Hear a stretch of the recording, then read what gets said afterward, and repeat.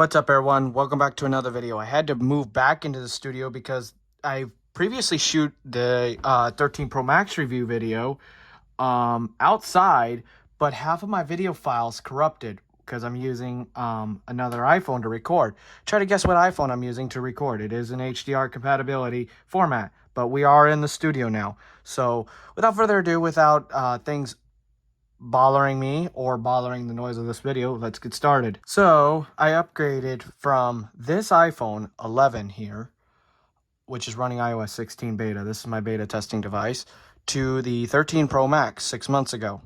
The 13 Pro Max was a change from a 6.1 inch design phone to a 6.7 inch design phone.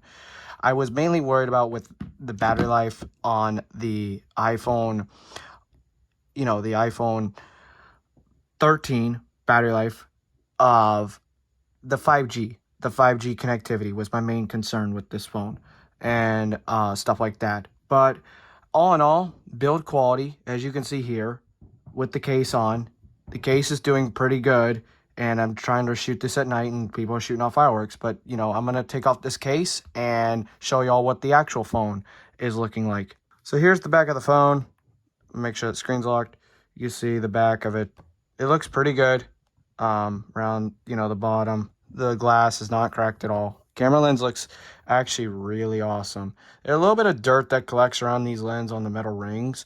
And Aaron Zolo was saying that in his 9-month. I ordered this phone on December 31st and got it on January 4th. So that's why mine's only 6 months old. But it would have been 9 months if I got it on launch day. The rail on the side, as y'all can see here, is it's scratch free. It's a little bit dirty occasionally. The bottom is definitely dirty because it's open with the case. And the top up here where the antenna is at, I'm surprised it's not scratched at all. It probably may have a few minor scuff marks on the actual framing here on the edges from the case. But like I said, in the video that I did outside, it's got a few little hairline scratches that you can see in the HDR video outside. The case, on the other hand, yeah, it's got a scratch here and stuff like that. But all in all, this case still protects it.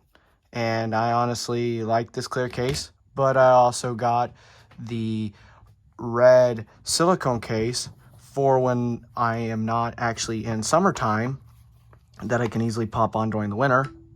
And it does this. And I like it. So that's my case design during the winter time. But during the summer, it's clear case all the way because of the cloth fabric inside. And I got it wet once and I did not like the end of that. But I also didn't just get a 13 Pro Max for the big battery. My iPad Pro over on the other side of the studio has a 120 hertz refresh rate panel. That's why I got this. Now, I am recording at 60 FPS. You're not going to see the full 120 hertz scroll. But you can see it's really buttery smooth as I scroll through this list of apps and scroll on most websites. And, I never thought having a 60 hertz phone right here, going to 120 hertz and then coming back, me having a visual impairment, it's slow. You have to have two phones side by side to really realize how slow something is.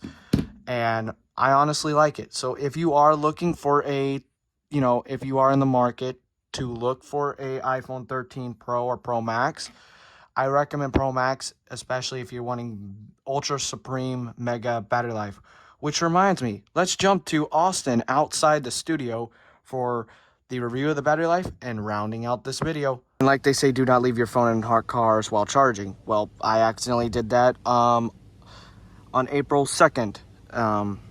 Family did not turn on the AC and I was charging my phone on a battery pack and, well, poof, it dropped to 99% thereafter. Like I said, I've been pushing this phone a lot between using up to 200 gigs of hotspot occasionally, using this as my home router a few times throughout the last 6 months.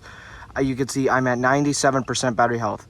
Before I put iOS 16 on this phone, I was at 99% battery health and it suddenly dropped within a week down to 97. So Coconut battery, I did not grab a snapshot, but Coconut battery on the Mac says I'm at 98% battery health. So I'm around 98, 97, around 98% battery health on this phone. So for my blind and visually impaired audience, that is currently at Optimized. Built-in dynamic peak performance. This is maximum capacity. 97%. So it's still at 97%, just making triple sure. So there you go.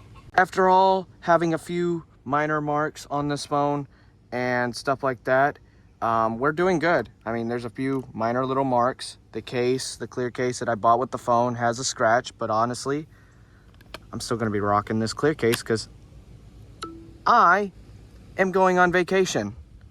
So thank y'all so much for watching this review video. If you want to pick up an iPhone 13 Pro Max when the 14s come out and they're not interesting, or you want to go pick up a 13 Pro Max right now, I would hold off till the 14 unless you really don't care about top of the line, latest phone specs. 4,352 milliamp hour battery. This one's gotten me through 10 hours of screen on time occasionally, 8 to 12 hours. And when I don't use this phone, if I use it like I would use my 11, where I used it lightly but used my iPads and my Mac, I could get roughly actually 2 days out of this phone. 2 days of battery life. This phone was great. This phone I'm keeping for a few years. So like I said, I swear up and down on this phone. This is my first time having a Pro Max iPhone and I love it. Anyways, you can go catch yourself one if you want to. Otherwise, hope you like your phone, and if you have a 13 Pro Max, let me know what you think down below, and I will see y'all in a future video. Peace.